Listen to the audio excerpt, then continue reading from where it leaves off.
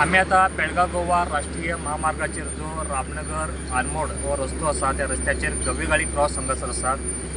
हांगासर रात्री 1:30च्या सुमाराक एक भीषण अपघात घडिल्लो आसा।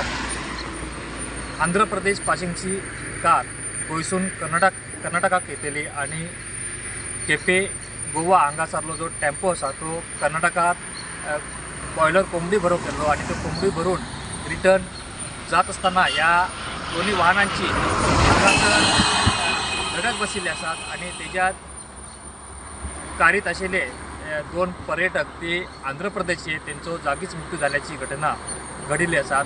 तशेंच कारीत आशिल्लो चालक आसा तो जखमी जाल्लो आसा। तशेंच त्या टेम्पोत नवरा बायको ही आशिल्ली ती गंभीर जखमी जाल्ली आसात। तेंचेर बेळगाव हांगासर उपचार सुरू आसात। तेंचेर प्राथमीक उपचार रामनगर हांगासर करून तांकां पुढील उपचारा खातीर बेळगाव हांगासर धाडिल्ले आसात।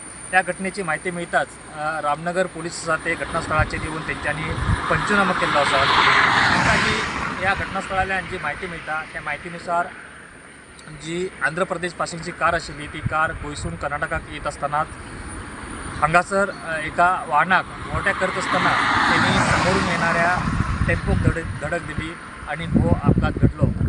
सध्या हे प्रकरण रामनगर पोलीस स्थानकात नोंद आसात आणि हांगासरले पोलीस आसात ते ह्या घटनेचो सखोल तपास करीत आसात।